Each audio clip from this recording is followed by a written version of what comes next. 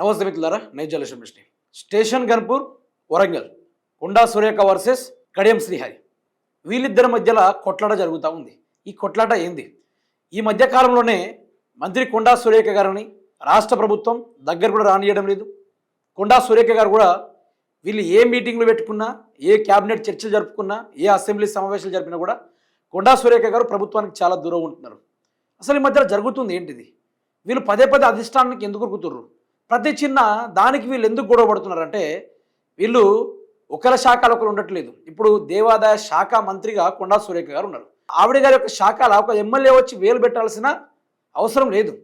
అది వాళ్ళ కాంగ్రెస్ పార్టీకి సంబంధించిన క్రమశిక్షణ లైన్ దాటిపోతున్నట్టే కదా.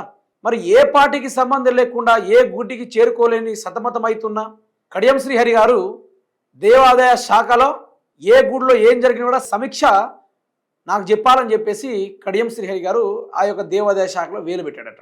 దీంతో కొండా సురేఖ గారు కోపం వచ్చి, నా శాఖలో ఇతనికేం పని, ఇతను మంత్రా, ఒక క్యాబినెట్ మినిస్టరా, నా యొక్క మంత్రి శాఖలో వేలు పెట్టడానికి ఇతను ఎవరు అని చెప్పేసి కొండా సురేఖ గారు గౌరవంగా మర్యాద పూర్వకంగా రేవంత్ రెడ్డి గారికి లేఖ రాసినారు. ఆ లేఖలో ఉందేంది? అసలు ఆ లేఖలో ఏముంది? దీంతో కడియం శ్రీహరి చాప్టర్ క్లోజ్ అవుతుందా? కడియం శ్రీహరిని తీసేస్తా ఉన్నారా? అసలు ఏం జరగబోతుంది అనే దాని గురించి మనం మాట్లాడుకునే ప్రయత్నం చేద్దాం. కాంగ్రెస్లో కలకలం మొదలైంది. కొండా వర్సెస్ కడియం. మంత్రి కొండా సురేఖ జంపింగ్ ఎమ్మెల్యేల కడియం శ్రీహరి మధ్యలో భగ్గుమన విభేదాలు. తనకు తెలియకుండా తన శాఖ అధికారులతో కడియం సమీక్ష చేయడంపై సురేఖ ఫైర్. స్టేషన్ గన్పూర్ పరిధిలోని ఆలయాల పరిస్థితులపై సమీక్ష నిర్వహించిన కడియం శ్రీహరి ఉమ్మడి వరంగల్ మాస్టర్ ప్లాన్ తనకు సమర్పించాలని అధికారులకు కడియం ఆదేశాలు. కడియం శ్రీహరిపై స్టేట్ కమాండ్కి కాకుండా నేరుగా హైకమాండ్కి కొండా సురేఖ ఫిర్యాదు. తనకు చెప్పకుండా హైకమాండ్కి కొండా సురేఖ ఫిర్యాదు చేయడంపై మహేష్ గౌడ్ ఆరా. హైకమాండ్కు రాసిన ఫిర్యాదుని బయట పెట్టొద్దని కొండా సురేఖ మహేష్ గౌడ్ సూచన. గతంలోనూ ఇద్దరి మధ్యలో విభేదాలు, ఒకరిపై ఒకరు ఫిర్యాదుతో రెచ్చిపోయిన వైనం. ఈ మధ్యకాలం వివాదాలు సద్దమగుతున్నాయనే సమయంలో మళ్ళీ రాజేసుకున్న వివాదం. అయితే ఒకసారి ఆ లెటర్లో ఏముంది మిత్రులారా, అసలు వీళ్ళు ఏం రాశారో ఒకసారి మనం వినుకునే ప్రయత్నం చేద్దాం. రాష్ట్ర ముఖ్యమంత్రి వర్యులు శ్రీ యనమల రేవంత్ రెడ్డి గారికి దేవాదాయ ధర్మదాయ శాఖ పరిపాలన వ్యవహారాల్లో శాఖ మంత్రినైన నాకు సమాచారం ఇవ్వకుండా నన్ను పూర్తిగా విస్మరించి ఎమ్మెల్యే స్థాయిలో కడియం శ్రీహరి అధికార సమీక్ష నిర్వహించడంపై ఫిర్యాదు.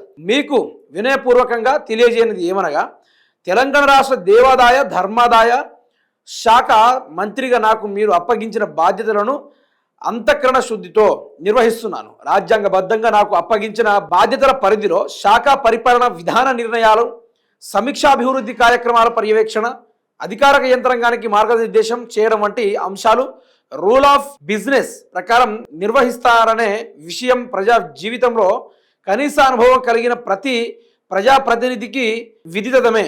అయినప్పటికీ స్టేషన్ గన్పూర్ ఎమ్మెల్యే శ్రీ కడియం శ్రీహరి గారు దేవాదాయ శాఖ మంత్రి నాకు ఎటువంటి సమాచారం ఇవ్వకుండా, నా కార్యాలయానికి తెలియజేయకుండా హైదరాబాద్ బొగ్గులకుంటలోని దేవాదాయ శాఖ కమిషన్ కార్యాలయంలో నిన్న అంటే 6వ తారీఖు 7వ నెల 2026 సంవత్సరం రోజున దేవాదాయ శాఖ డైరెక్టర్తో పాటు ఆ శాఖ అధికారులు సమావేశపరిచి పలు దేవాలయాల అభివృద్ధిపై అధికార సమీక్ష నిర్వహించడం అత్యంత విచారణకరమైన ఆందోళనకరమైన విషయం. ఎమ్మెల్యే గారికి దేవాలయాలు లేదా దేవాదాయ శాఖ పరిధిలోకి వచ్చే ఇతర అంశాలకు సంబంధించి ఏమైనా సమస్యలుంటే దేవాదాయ శాఖ మంత్రిగా నన్ను కానీ అధికారులను కానీ అధికారికంగా సంప్రదించి తమ ప్రతిపాదనలు లేదా వినతి పత్రాన్ని సమర్పించుకోవాలి. అది ఏం చేయకుండా ఆయన ఇష్టానుసారంగా నా యొక్క దేవాదాయ శాఖలో దూరి ఒక ఎమ్మెల్యే స్థాయిగా ఉన్న మనిషి నన్ను ధిక్కరించేటట్టుగా, నన్ను విస్మరించేటట్టుగా, నేనే ఒక మంత్రిని అన్నట్టుగా ఆయన బిహేవ్ చేస్తున్నాడు. దీనిపైన మీరు యాక్షన్ తీసుకోవాలని చెప్పేసి రేవంత్ రెడ్డి గారికి లేఖ రాసిర్రు. ఇక రెండో లేఖ వచ్చేసి డైరెక్ట్ అధిష్టానానికి రాసేసారు.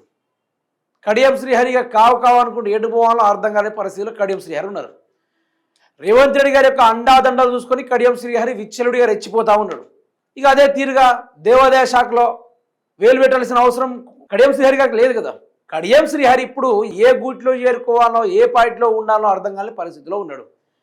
జీవన్ రెడ్డి గారు గతంలోనే చెప్పారు, పార్టీలో 40 సంవత్సరాలుగా పనిచేస్తున్న ఎందరో మంది మహానుభావులు ఉన్నారు. పార్టీ కోసం, పార్టీ కార్యకలాపాల కోసం పనిచేసిన వాళ్ళు ఎంతోమంది ఉన్నారు.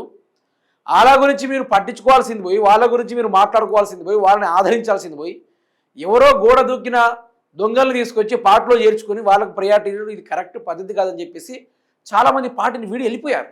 ఆ తీరుగాని ఇప్పుడు కొండా సురేఖ గారి విషయంలో కూడా బీఆర్ఎస్ పార్టీలో గెలిచి నాకు ఆ పార్టీతోటి సంబంధం లేదు, ఆ పార్టీ వాళ్ళు ఎవరో నాకు తెలియదు అని చెప్పేసి ఎవరు కడియం శ్రీహరి గారు చేసిన వ్యవహారాలు, ఆయన చేపట్టిన చేష్టలు చూస్తూ ఉంటే కాంగ్రెస్ పార్టీ నుంచి తొందరగానే ఆయనకి పంపించే కార్యక్రమాలు చేస్తూ ఉన్నాడు.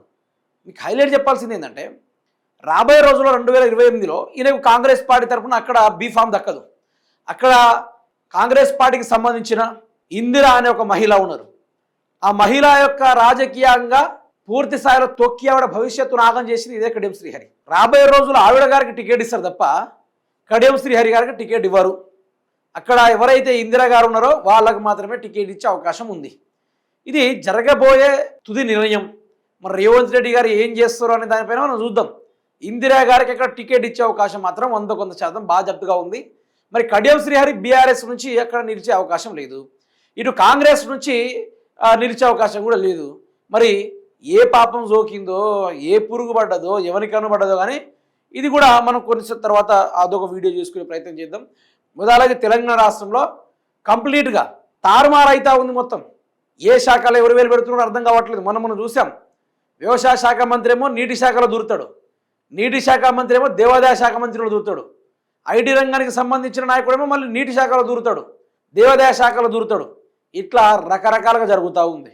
ఎవరికి వారే యమునా తీరే, మాకు మేమే హీరోలు, మాకు మేమే తోపులం అన్నట్టుగా వాళ్ళు వ్యవహరిస్తూ ఉన్నారు.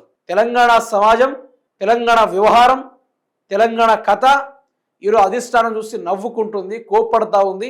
తెలంగాణ పరువుని వీళ్ళు నడి బజార్లో పెట్టేసి వీళ్ళు పంచాయతీలు జరుపుకుంటూ ఉన్నారు. మరి వీళ్ళని ఏం చేయాలో మీరే చెప్పండి దయచేసి మిత్రులకు నా యొక్క మనవి.